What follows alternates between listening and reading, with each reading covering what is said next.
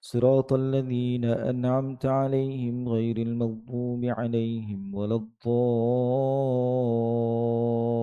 الضالين آمين. إن الحمد لله نحمده ونستعينه ونستهديه ونستغفره ونعوذ بالله من شرور أنفسنا ومن سيئات أعمالنا. من يهده الله فلا مضل له ومن يضلله فلا هادي له. أشهد أن لا إله إلا الله وحده لا شريك له وأشهد أن سيدنا وحبيبنا محمدا عبده ورسوله. سبحانك لا علم لنا إلا ما علمتنا إنك أنت العليم الحكيم.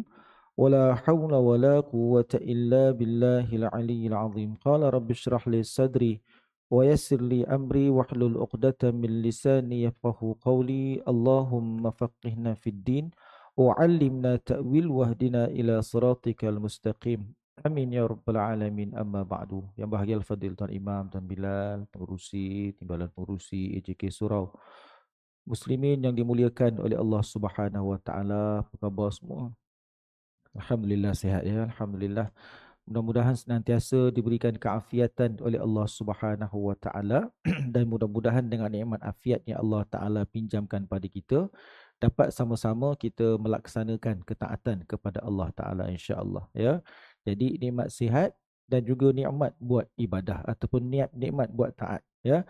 Dan alhamdulillah tuan-tuan, hari ini bersyukur kita pada Allah taala juga kita termasuk dalam golongan umat yang pernah didoakan oleh Nabi SAW seperti mana pernah kita khabarkan pada pertemuan-pertemuan yang lepas dengan doa yang Nabi panjatkan kepada Allah Ta'ala, Allahumma barik li ummati fi bukuriha.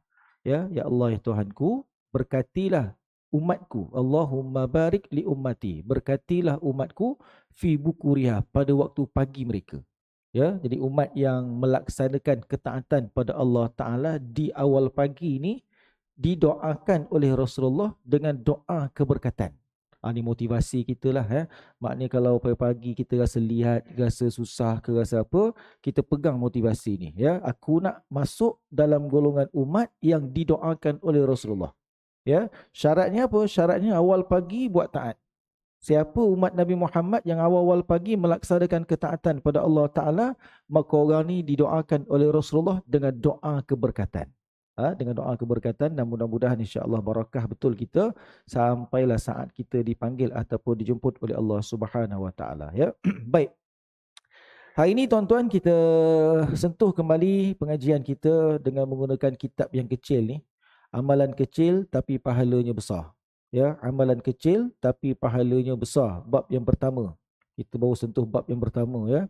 Jadi dia ada dekat sini lebih kurang berapa bab ya? 8 bab lah.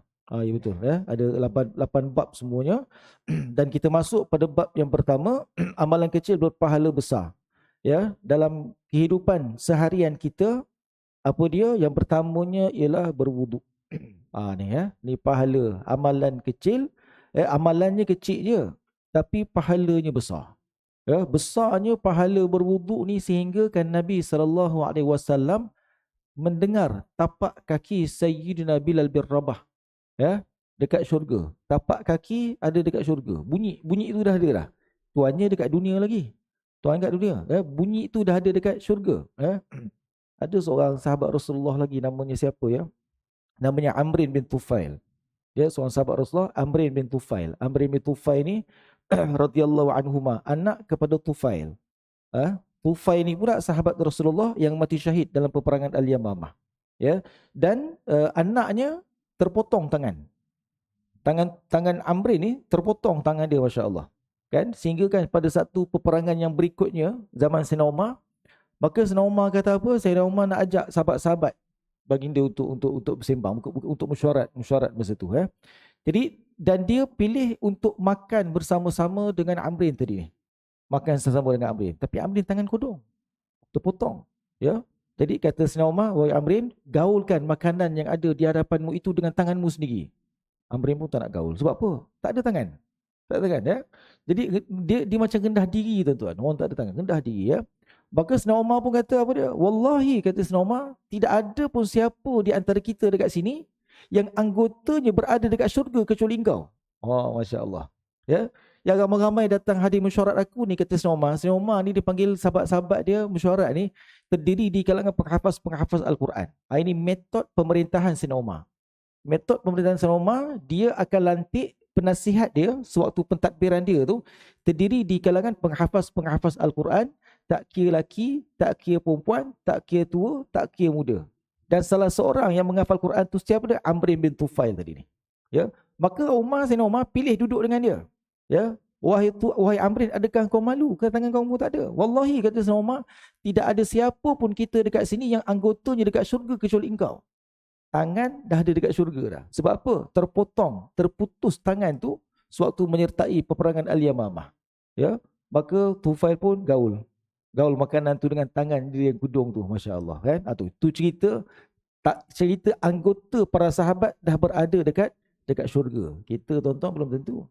Kalau anak muda-mudi kita kalau mungkin tak ada anggota badan sebab rempit. Mungkin kot tak tahu kalau merempit ke surau okeylah kot Merempit ke surau okey. Kalau merempit tempat lain tuan-tuan tak tahulah Anak muda-mudi kita mungkin kalau tak ada anggota badan tu sebab apa? Ni terkorban sewaktu main mercun. Gaya haji main mercun juga gaya haji.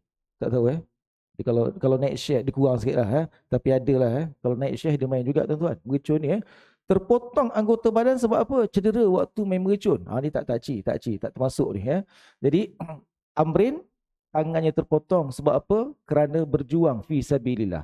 Maka yang terpotong tu dah ada dekat syurga. Dia masih ada dekat dunia Bilal bin Rabah tapak kaki dah bunyi dekat syurga. Atas pengamalan apa? Senantiasa melazimi diri dengan berwuduk. Tu. Sebab tu dalam kitab kita ni mula-mula sekali disebut tentang apa? Amalan yang kecil berpahala besar ialah berwuduk.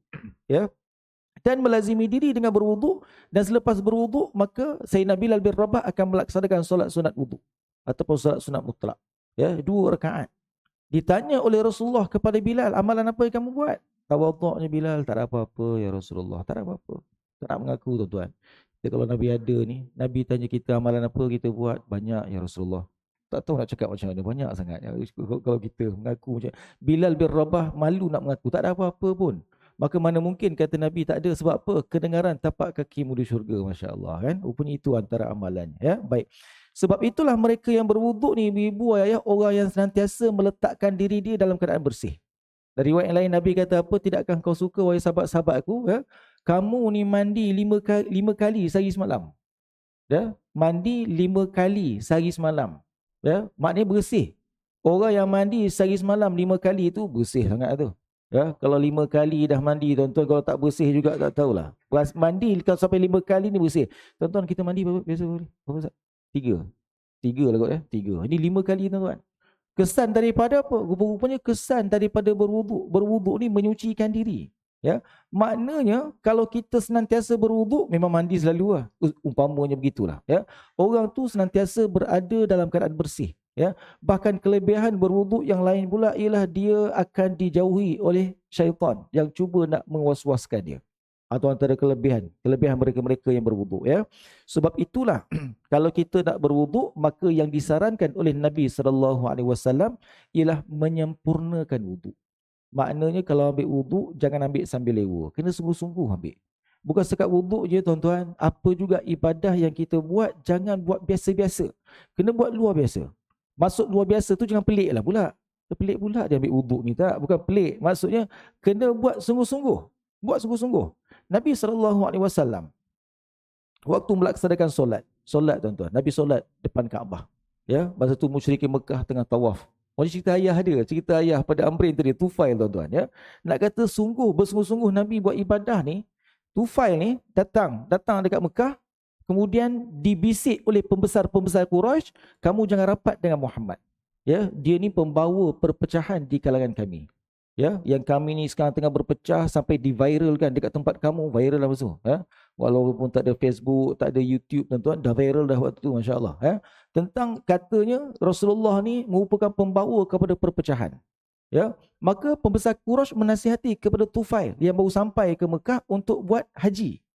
Tapi haji golongan musyrik masa waktu tu dalam keadaan bertepuk, bersiul, dia tawaf juga tapi bertepuk, bersiul. Yang makamnya tinggi sikit tak pakai apa-apa. Itu makam tinggi lah.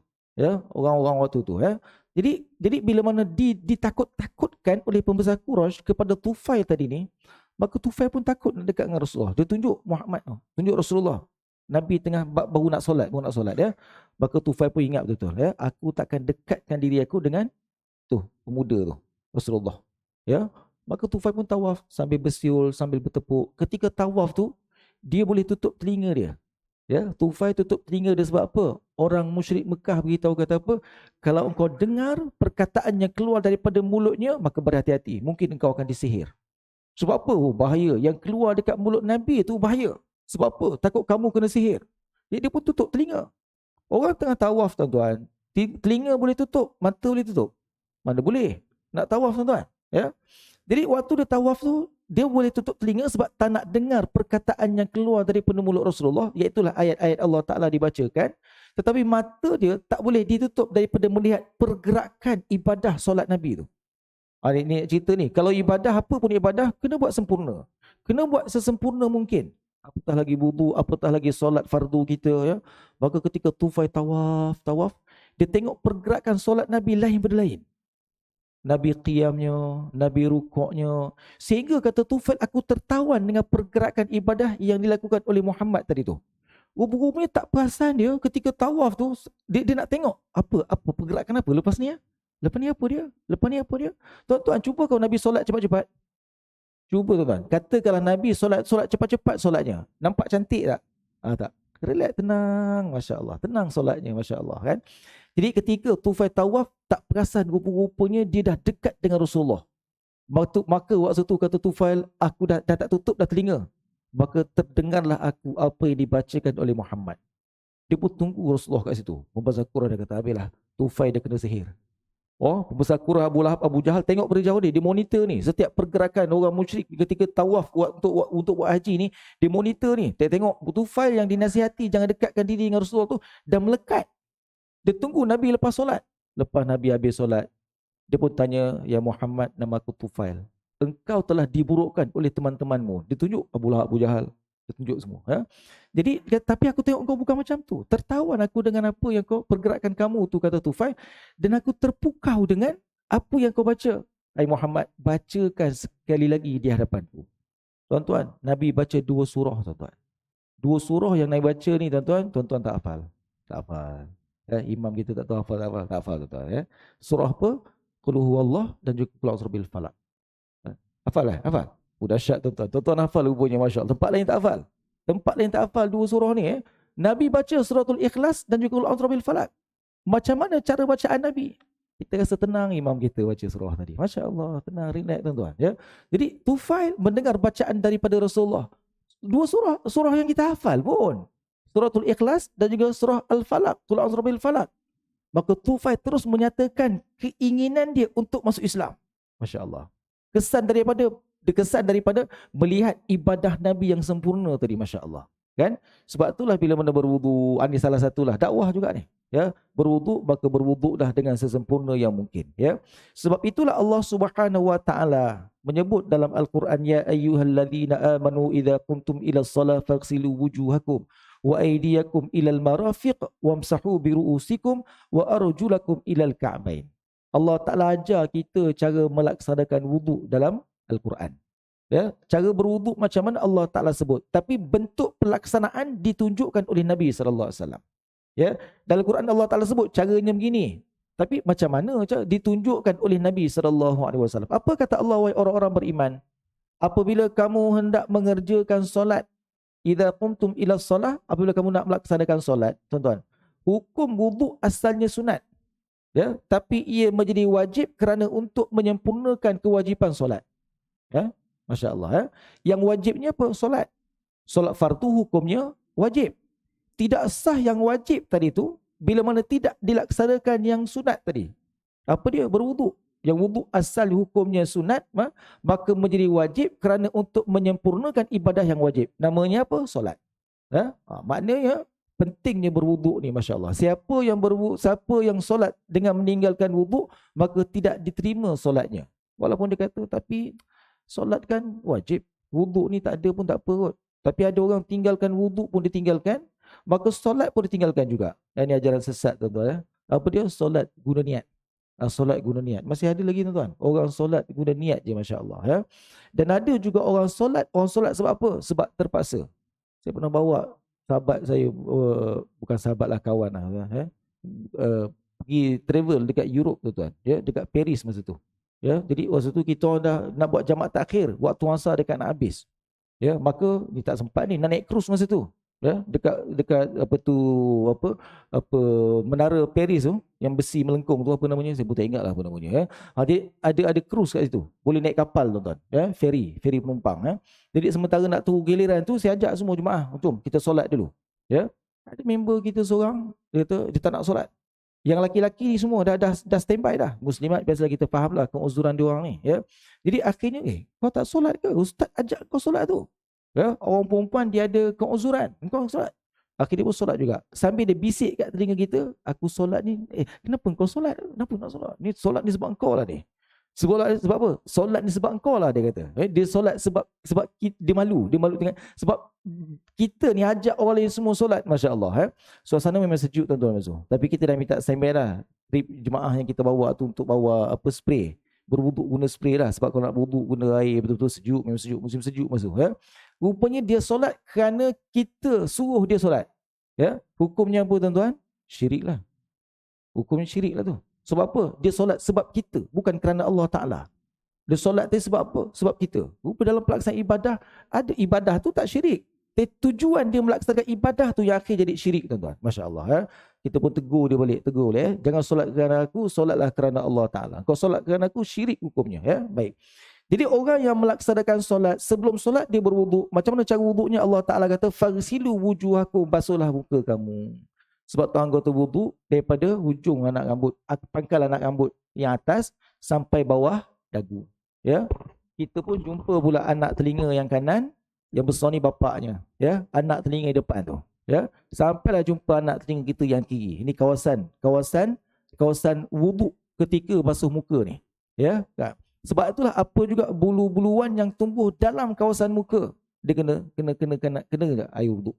Ya, mana yang janggut tebal-tebal perlulah dia menyelat-nyelat. Tuan-tuan ya. Kalau sideburn dia panjang sideburn dia ya, kena juga.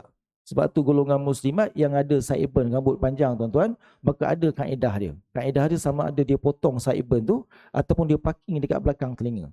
Kalau dia parking dekat belakang telinga, tuan-tuan perhatikan isteri kita. Ya, perhatikan isteri kita jenis yang sideburn dia, rambut yang tumbuh dekat depan anak telinga sideburn lah ya. Maksud sideburn tu panjang ke pendek? Kalau dia rasa renyah nak ambil wuduk tadi dengan sebab kena basuh rambut tadi tu, kena, pasti wajib kena lah. Ya? Jadi dia potong lah. Tapi tuan-tuan kau tengok, cantik betul sideburn isteri kita tu. Ya? Tuan-tuan, tak payah potong lah, sayang, simpan. Ya? Maka ketika berwuduk, dia parking lah kat belakang telinga.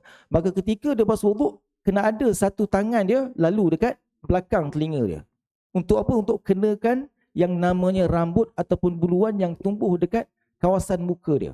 Sideburn tu kalau belakang telinga tuan-tuan tak payah kena pun tak apa. Ya? Kalau sideburn tu tumbuh belakang telinga, bukan sideburn lah namanya, tu rambut namanya, tu tak payah kena wuduk tak apa. Tapi kalau dekat depan, di kawasan muka. Ataupun contoh tuan-tuan ada tahi lalat.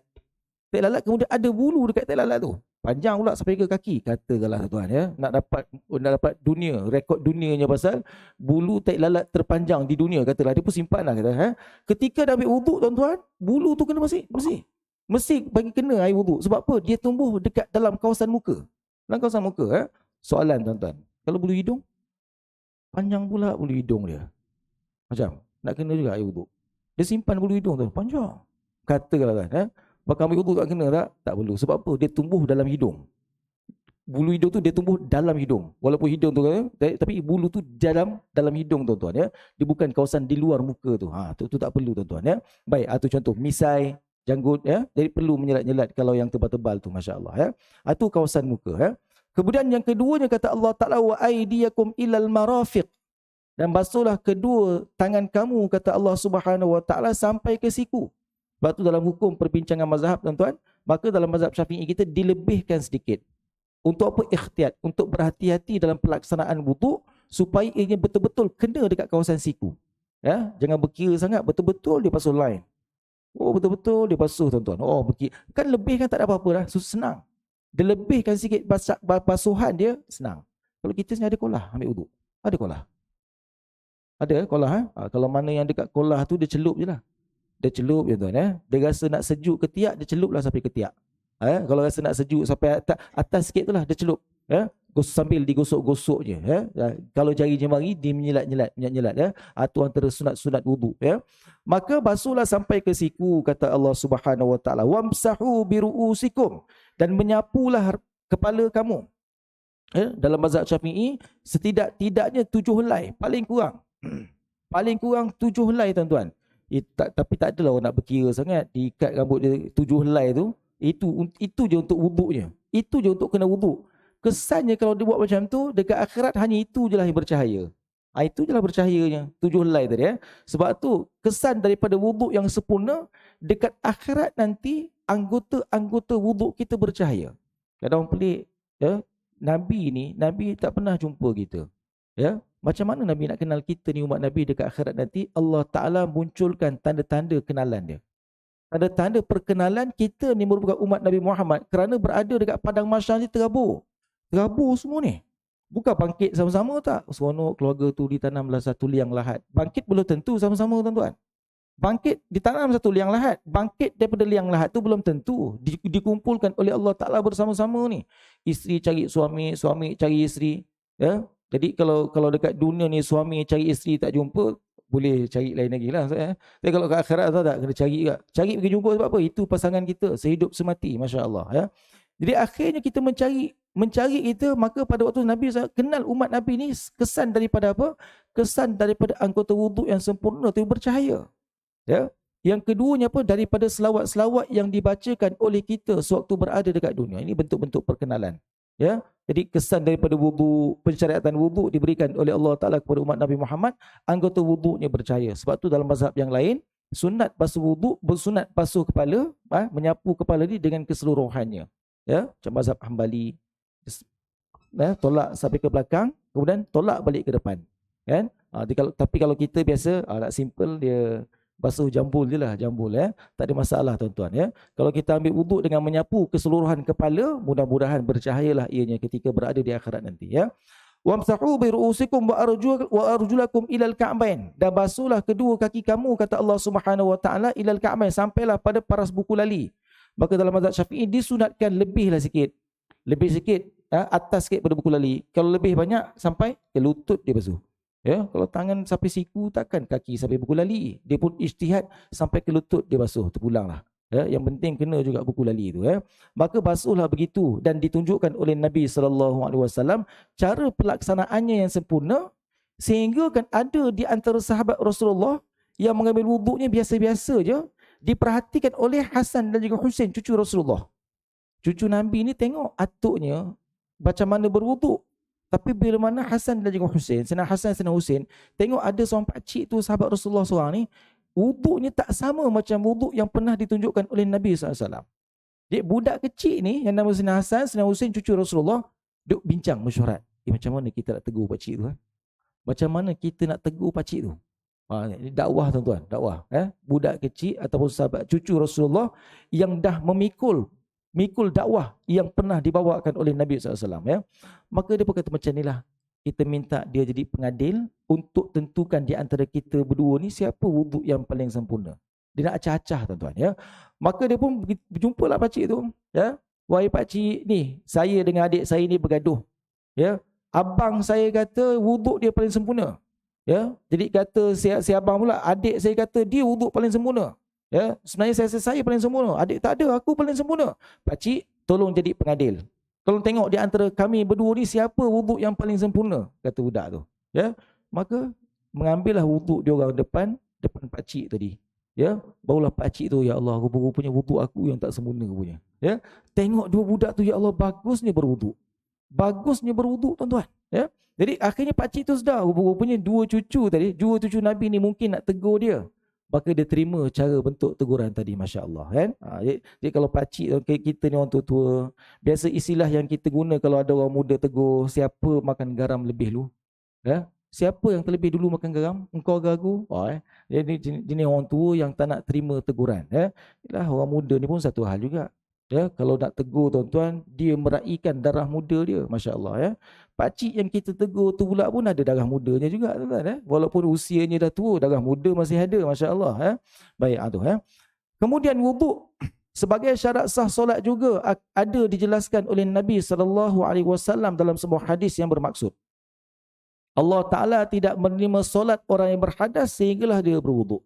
Ya, sebab tu Sayyidina Bilal bin Rabah, batal je wuduk dia, terus dia mengambil wuduk, solat 2 rakaat.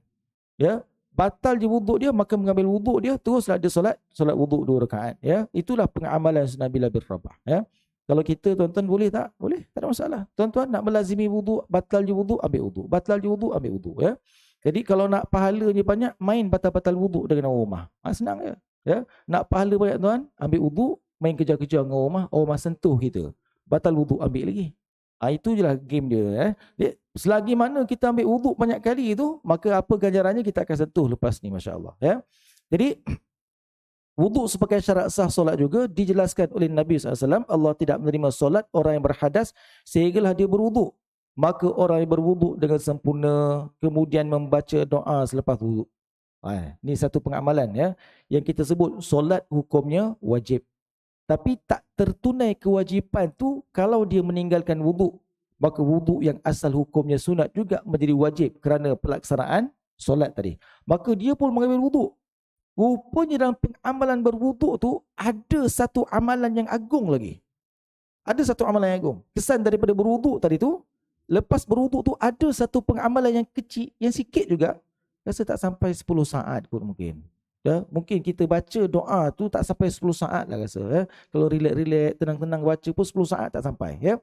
Tapi kelebihan mereka yang membaca doa lepas wuduk, apa kelebihan dia? Amalannya kecil je sebab apa? 10 saat je pun. Ya. Apa kelebihan dia? Kata Nabi SAW, dibukakan ke semua pintu-pintu syurga. Pintu syurga ada berapa? 8. 8 pintu syurga. Maka kata Allah Subhanahu Wa Taala, dia layak memasuki mana-mana di antara pintu-pintu syurga yang Allah Ta'ala buka. Tuan-tuan nak pilih syurga apa? Kalau pintu semua buka? Syurga Firdaus lah. Syurga Firdaus nak masuk pintu syurga Firdaus tuan-tuan. Macam pintu syurga yang paling kecil seluas langit dan juga bumi ni. Masya Allah. Ya? Yang paling luas tak tahulah Masya Allah. Itu baru pintu belum tingkapnya lagi. Ya? Pintu syurga cukup indah. Indah tuan. Pintu syurga indah. Kalau tuan-tuan baca satu hadis Nabi, tapi agak panjang sikit cerita. Ya, cerita tentang orang terakhir keluar dari neraka masuk ke syurga. Tuan-tuan, orang terakhir yang keluar daripada neraka, dia masuk ke syurga dan dia rasa dialah hamba Allah Ta'ala yang paling bertuah. Padahal dia tak tahu dia paling malang. Sebab apa? Engkau orang terakhir, kau tahu tak? Engkau orang terakhir. Dia orang terakhir keluar daripada pintu neraka dan dialah orang terakhir yang masuk ke syurga Allah Subhanahu Wa Taala. Tapi dia merasai dialah hamba Allah Taala yang paling bertuah pada hari itu.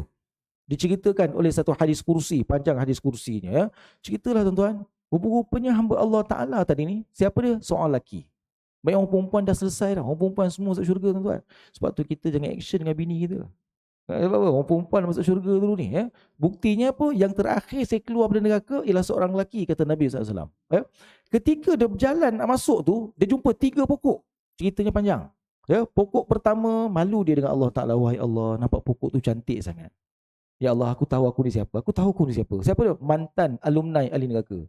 Alumni mantan ahli neraka. Dia tahu tapi teringin sangat, wahai Allah ya. Sebab apa? Dalam neraka ada pokok apa? Pokok zakum. Zakum ni dia hanya ada ranting je.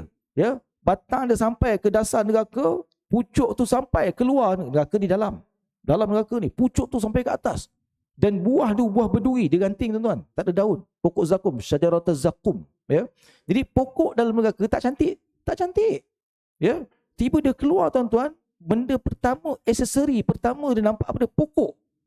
Pokok punya cantik. Dia tahu, ya Allah, aku tahu aku ni siapa, tapi aku nak minta berteduh bawah pokok tu sekejap-sekejap je. Ya, kata Allah Ta'ala, tak apalah, duduklah sekejap. Ya, lepas ni tak ada dah tahu. Okey, tak ada dah. Duduk bawah pokok tu. Ya, kemudian duduk seronok, teruskan perjalanan, jumpa pokok yang kedua. Ya Allah, nak minta malu, tapi teringin pula apa dia? Nak duduk dekat pokok yang kedua. Ya, Allah Ta'ala tahu, okey, cukup lepas ni ya. Cukup, okey. Ini ya, aku tahulah aku siapa, ya Allah, alumni kita ya. Duduk dekat pokok yang kedua. Ya. Kemudian Terus ke perjalanan sampai jumpa pokok yang 3 lebih cantik daripada pokok kedua dan juga pertama tadi. Duduk dekat pokok tu minta dengan Allah Ta'ala. Sesungguh minta. Sebab apa? Nak duduk. Inilah ya Allah. Lepas ni aku tak minta dah. Tak minta dah ya Allah, kata dia. Ya. Tapi penipunya alumni ahli neraka ni kan. Penipunya dia, Masya Allah. Minta juga tu. Duduk dekat pokok yang ketiga, tuan-tuan. Dia dengar penghuni syurga tengah berpesta. Bising. Riuh rendah dengar ni. Wah, ya Allah. Bunyi apa tu macam syok je kat sana. Dengar. Arah sana ni macam syok je ya Allah. Sebab apa? Bunyi macam orang tengah berpesta. Kenapa kau nak masuk, nak pergi sana? Ya? Engkau siapa? Alumni. Aku tahu ya Allah. Tapi nak tengok ya Allah. Nak tengok. Ya? Maka Allah Ta'ala berfirmanlah pada waktu itu bahawa dialah orang terakhir sekali keluar neraka dan engkau lah orang terakhir sekali masuk ke syurga. Nak cerita, dia bukan cerita pintu syurga. Cerita pokok yang berada di luar pintu syurga ni. Itu pun dah tertawan. Apatah lagi pintu syurga Allah Subhanahu Wa Ta'ala. Maka dengan pengamalan yang ringkas tu, ya, dan tertunai amalan tu kesan daripada berwuduk. Sebab apa? Kalau tuan-tuan nak baca doa tu lepas solat, boleh. Tapi tak aci lah. Sebab apa? Yang acinya kalau doa tu dibaca selepas kita mengambil wuduk.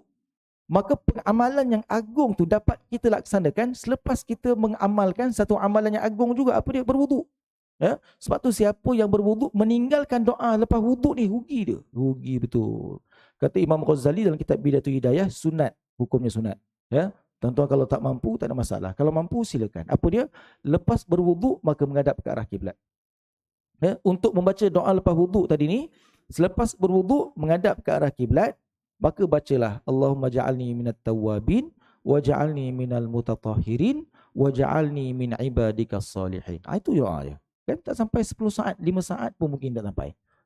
Asyhadu an la ilaha illallah. Ada riwayat mengatakan panjang sikit, asyhadu an la ilaha illallah wahdahu la syarikalah wa asyhadu anna Muhammadan abduhu wa rasuluh.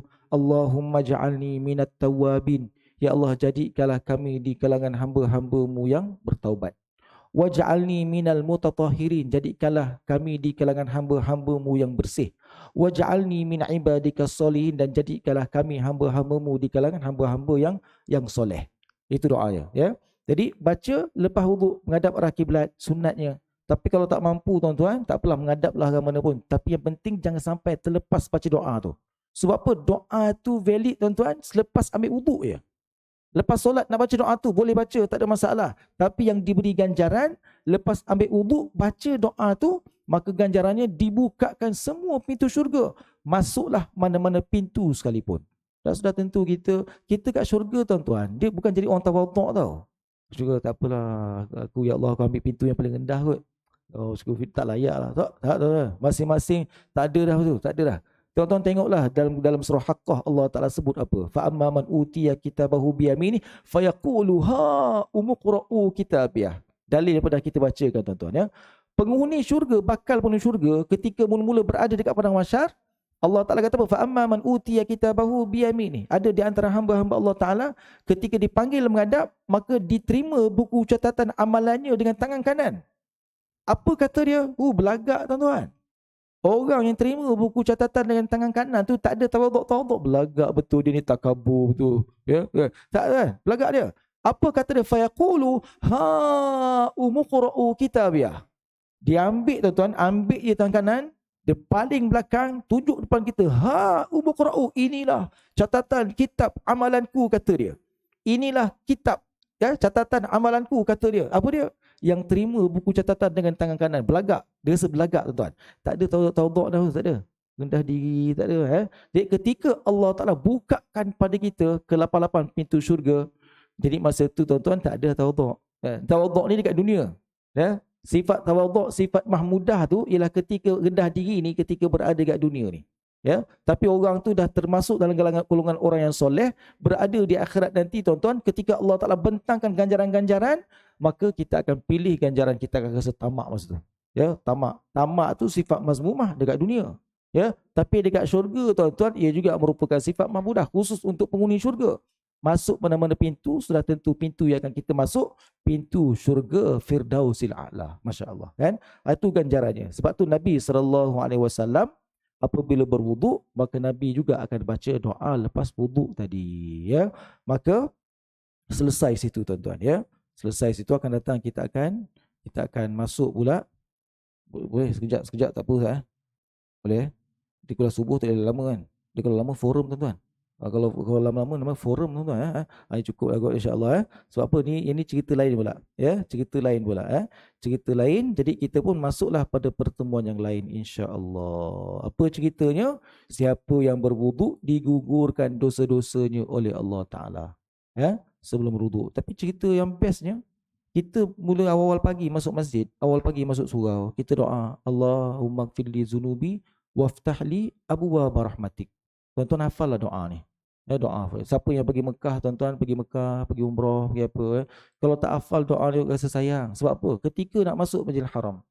Sebelum masuk Masjidil Haram, ketika berjalan nak masuk Masjidil Haram, selain pada kita bertalbiah. Daripada hotel.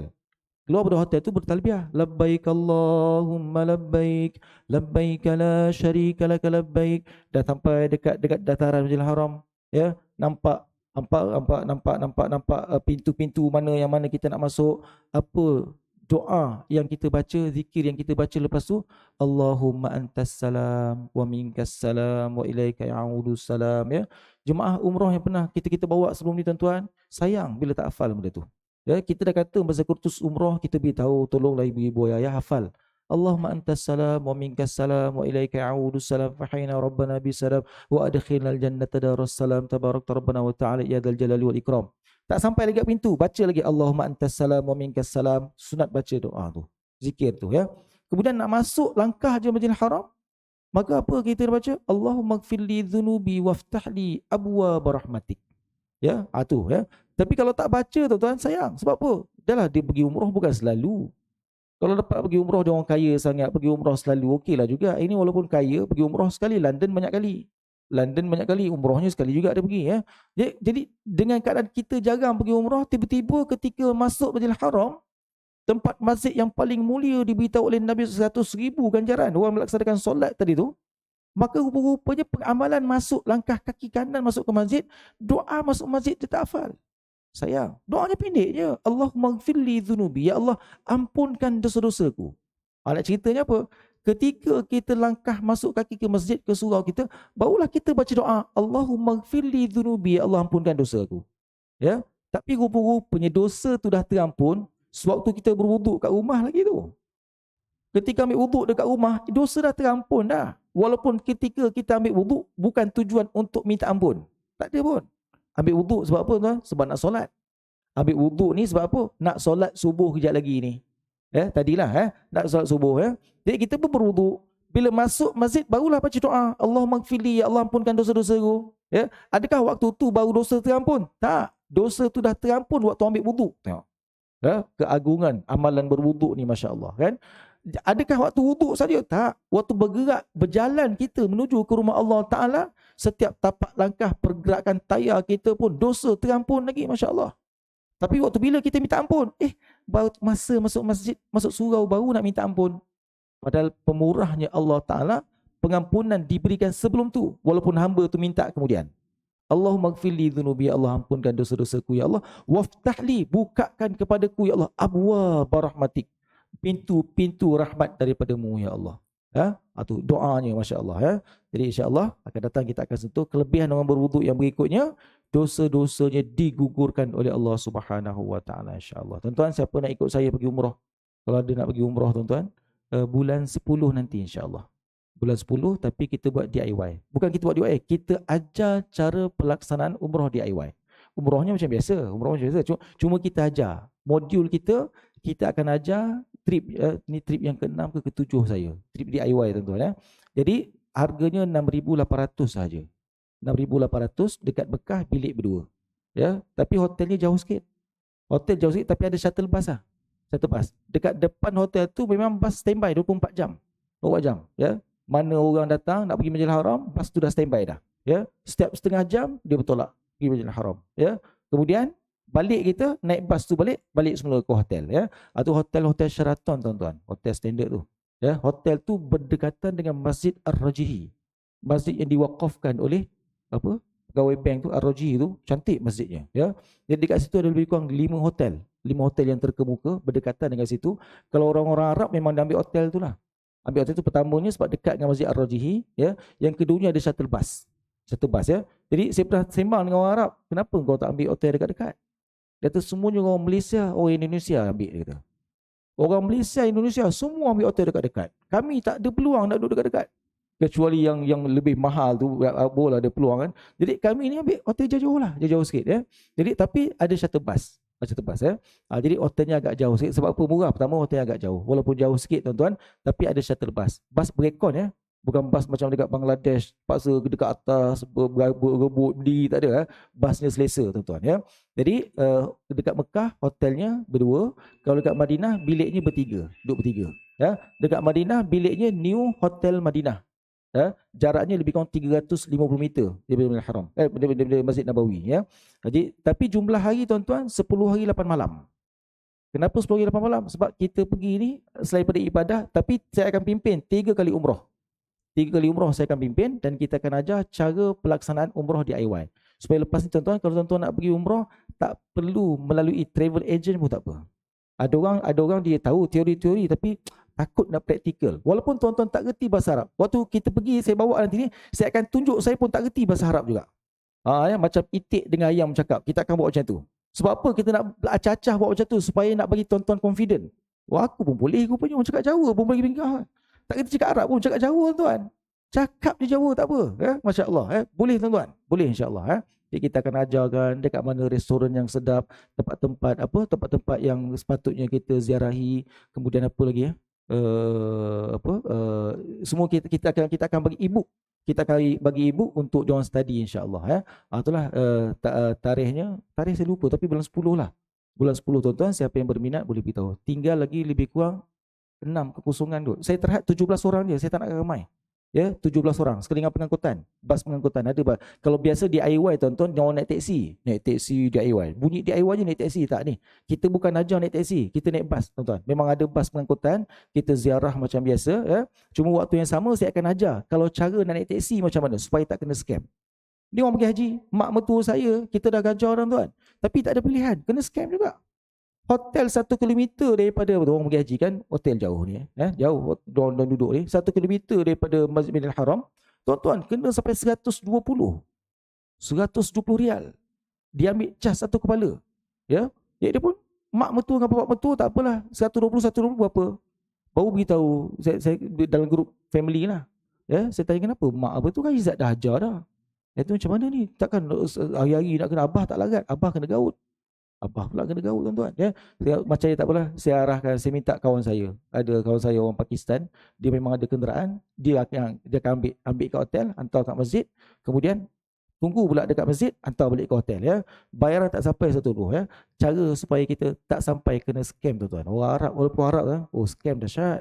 Scammer ni dahsyat juga walaupun Arab ni, masya-Allah, dia bukan kira apa tuan-tuan Itu kita akan ajar semua insya-Allah Wallahu taala alam.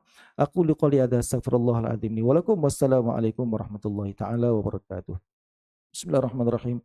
Alhamdulillah wassalatu wassalamu ala Rasulillah. Allahumma arinal haqqa haqqan warzuqna ittiba'ah wa arinal batila batila warzuqna ijtinabah. Ya Allah, Tuhan kami, tunjukkan kepada kami kebenaran itu supaya kami nampak ianya benar dan berikan kekuatan kepada kami untuk kami mengikutinya.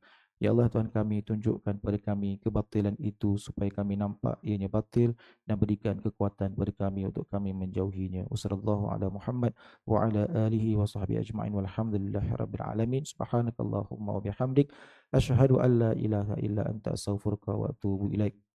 Bismillahirrahmanirrahim. Wal asri innal insana lafi khusr illa alladhina amanu wa 'amilus solihat wa tawasaw bil haqqi wa tawasaw bis sabr.